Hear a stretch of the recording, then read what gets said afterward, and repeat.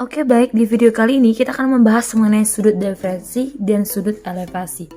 Sebenarnya sudut depresi dan sudut elevasi ini merupakan lanjutan dari atau penerapan dari perbandingan trigonometri gitu ya. Jadi yang pertama sekali kita akan membahas mengenai apa yang sebenarnya dimaksud dengan sudut depresi dan sudut elevasi.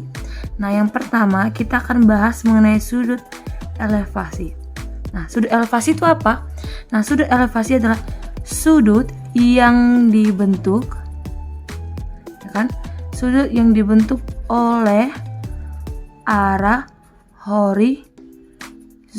Nah, sudut yang dibentuk oleh arah horizontal dengan posisi pengamat, ya kan? Ada pengamat, ya kan? Atau orang dengan posisi pengamat melihat ke atas, ya kan? Sudut yang dibentuk oleh arah horizontal dengan posisi pengamat melihat ke atas. Jadi poin pentingnya itu di sini dia. Nih, posisi pengamat melihat ke atas. Ya, jadi kalau misalnya kita ilustrasikan, ya kan? Jadi kalau misalnya kita ilustrasikan ke dalam segitiga siku-siku, ya kan? Karena kita bicara trigonometri, yaitu di segitiga siku-siku. Nah, pengamatnya di sini dia. Inilah pengamatnya. Yang mana sudut elevasi yang dibentuknya itu? Ini dia. Inilah alfa. Mana arah horizontalnya? Ini dia. Ini arah horizontalnya kan. Kalau bisa disebut titik-titik. Nah, ini nih sudut yang dibentuk oleh pengamat. Sudut yang dibentuk oleh arah horizontal dengan posisi pengamat melihat ke atas. Itulah yang disebut dengan sudut elevasi. Nah, yang kedua yang disebut dengan sudut depresi. Nah, kalau sudut elevasi tadi dia posisi pengamatnya melihat ke atas, ini kebalikannya. Nah, sudut yang dibentuk, ya kan, sudut yang dibentuk oleh arah horizontal dengan posisi pengamat, dengan posisi pengamat melihat ke bawah. Dengan posisi pengamat melihat ke bawah. Nah, jadi gimana itu, Miss? Sama seperti tadi. Nih, misalnya Miss punya segitiga siku-siku nih. Ya kan, yang mana dia masuk dengan sudut depresi itu, ya kan? Ini siku-siku. Sudut depresi berarti kita melihat ke bawah. Nah, di sini orangnya kan misalnya di matanya nih. Dia melihat kemana? Ke bawah. Mana sudut yang dibentuknya ini? Ini alfa. Jadi kalau misalnya Miss buat dia arah horizontalnya, arah horizontalnya gitu ya kan? Mana sudut yang dibentuknya? Ini dia. Nah, ini sudut yang dibentuknya. Nah, itulah yang disebut dengan sudut depresi pada saat pengamat melihat ke bawah. Sudut yang dibentuknya itulah sudut depresi. Nah, sebagai contoh di sini Miss punya contoh soal yang pertama, sebuah menara dengan ketinggian 70 meter dan sebuah menara dengan ketinggian 70 meter dan terlihat ada si Budi di dekat gedung tersebut atau menara tersebut, ya kan, melihat ke atas dengan sudut 30 derajat. Nah, yang tanya, tentukanlah jarak Budi terhadap menara tersebut. Jadi kalau misalnya Miss gambar ini ya, inilah misalnya menaranya, ya kan, ini menaranya, ini misalnya, nah, ini menaranya kan gitunya dia. Katanya tingginya 70 meter, berarti dari sini ke sini itu adalah 70 meter, kan gitunya dia. Dan terlihat Budi berada di dekat gedung tersebut melihat ke atas dengan sudut kalau melihat ke atas berarti sudut elevasi, ya kan. Ini 30 derajat berarti sudut elevasinya. Berarti Miss gambar di sini, di sinilah siapa? Di sinilah si Budi. Nah, dalam posisi ini tinggi si Budi tidak berpengaruh di sini ya, karena tidak ada di sini kata-kata tinggi. Berarti 30 derajat itu, ya kan, dihitung dari mana? Dihitung dari batas pandangannya si Budi.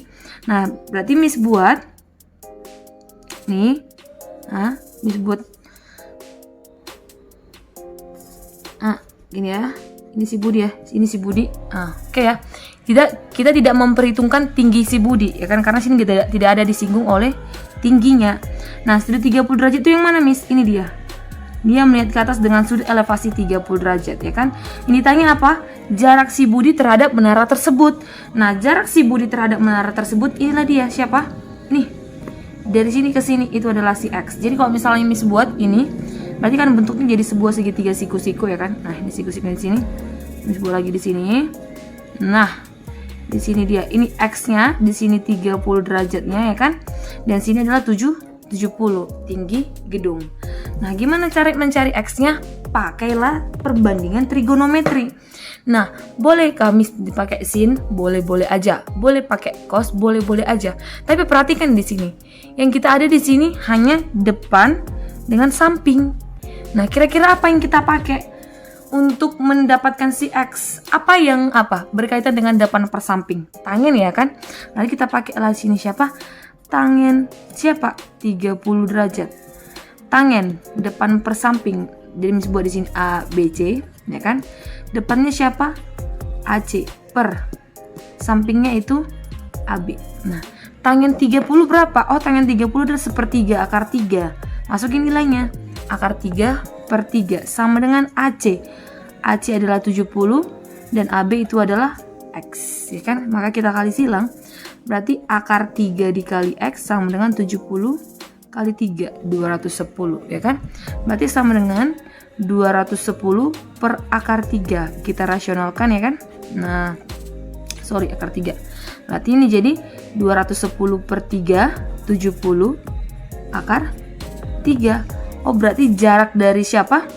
Jarak dari si Budi ke gedung itu adalah 70 akar 3 meter. Berarti kita pakai di sini apa? Penerapan perbandingan trigonometri, yaitu tangen gitu ya. Oke, di sini Miss punya contoh soal nomor 2. Oke, apa katakannya? 2 orang anak dengan tinggi yang sama yakni 180 cm sedang berdiri depan tiang bendera sekolahnya. Anak yang pertama berdiri tepat 10 meter di depan anak kedua. Jika sudut elevasi anak pertama adalah 60 dan anak kedua adalah 30, maka tinggi tiang benderanya. Nah, untuk menjawab soal seperti ini kan lebih gampang kalau misalnya kita ilustrasikan kan gitunya dia. Nah, di sini Miss punya inilah misalkan adalah tiang bendera. Oke, tiang bendera ya kan. Di sini ada anak pertama. Kan? Di sini ada anak kedua. Oke. Nah, lanjut. Katanya anak kedua anak itu tingginya adalah 180 cm. Berarti dari sini ke sini ya kan. Dari 180 cm. Jadi kalau misalnya Miss gambarnya ini dari jarak pandang matanya ya kan, tingginya itu ke sini itu adalah 180 cm ya kan. Oke. Nah, katanya apa? Anak yang pertama berdiri tepat 10 meter di depan anak kedua. Nah, ini tadi anak pertama, ini tadi anak kedua. Ya kan? Anak pertama, ini anak kedua ya kan. Nah, berarti jarak dari sini ke sini itu adalah 10 meter. Nah, disebut tandanya di sini, dari sini ke sini berarti tandanya jarak mereka berdua. Oke ya. Terus katanya apa? Sudut elevasi anak pertama adalah 60. Berarti kita buat gambar sudut elevasi. Berarti pada saat pengamatnya melihat ke atas. Oke. Kita buat dari sini ya kan? Dari jarak pandang matanya. Itu adalah 60 derajat. Nah, yang kedua itu berapa? 30. Oke, dari sini ke sini. Oke. Berarti ini 30. Berarti ini siku-siku, ya kan gitu ya. Nah, sekarang kita lihat dari mana? Berarti sekarang kita lihat dari segitiga yang ini. Gitu kan? Coba lihat. Nah, yang ditanya adalah berapakah tinggi tiang bendera tersebut? Nah, dari sini ke sini udah kita ketahuan nih. Ini adalah 180 cm karena sama-sama tinggi anak tersebut. Nah, yang kita cari adalah sekarang dari sini ke sini. Dari sini ke sini berapa itu? Ya kan gitunya dia. Bisa dipahami sampai situ? Oke. Nah, cara gampang untuk menemukan ini adalah gimana caranya? Ya cari dulu yang ininya. Nah, untuk yang ini atau yang pertama dulu juga boleh. Nah, kita pakai. Jadi sekarang kalau misalnya Miss keluarin, ya kan, gambar yang di atas itu kita keluarin ya kan, atau kita gambar balik jadi gini dia. Nah, itu ya kan. Di sini 60, ini pasti siku-siku dan di sini adalah 30. Di sini 10. Jadi Miss buat tandanya ini A, ini misal B, ini C dan ini D. Nah, berarti sekarang ada dua segitiga ya kan? Ada dua segitiga siku-siku. Segitiga siku-siku DAC dan segitiga siku-siku DAB sama DAC gitu ya kan. Nah, sekarang kita pakai yang mana, Miss? Nah, sekarang kita pakai aja yang ada 10-nya ya kan, atau boleh juga yang ini. Sama aja, terserah. Berarti tadi ini adalah X dan ini adalah Y. Kita misalkan itu adalah Y. Oke ya. Sekarang perhatikan segitiga siku-siku DAC. Nah, DAC berarti ini 30 ya. Nah, kita pakailah tangen. pakai tangen berapa? Tangen 30. Tangen 30 derajat itu sama dengan depan per samping. Berarti AD per sampingnya adalah AC. Oke ya. Berarti tangen 30 adalah akar 3 per 3 sama dengan AD itu adalah X dan AC adalah dari sini ke sini. Berarti 10 ditambah Y. Oke ya. Berarti bisa kita dapat bahwa 3 kali X dikali silang nih berarti akar 3 dikali 10 tambah Y, atau X nya sama dengan akar 3 dikali 10 tambah Y per 3. Nah, udah dapat X nya kan, tapi Y nya belum ada di sini kita dapat. Nah, untuk mendapatkan Y kita apain lagi? Perhatikan lagi segitiga DAB ya kan. Perhatikan segitiga DAB. Nah, Miss buat di sini aja. Perhatikan segitiga DAB. Oke. Pakai tangen juga tapi tangen 60. Tangen 60 itu sama dengan depan per samping. Berarti AD per AB. Oke. Tangen 60 kalau sin 60 adalah setengah akar 3. Kalau cos 60 itu adalah setengah, berarti tangen 60 adalah yes, akar 3 ya. AD. AD-nya itu adalah X, ya kan? Dan AC itu AB. AB itu adalah Y, ya kan?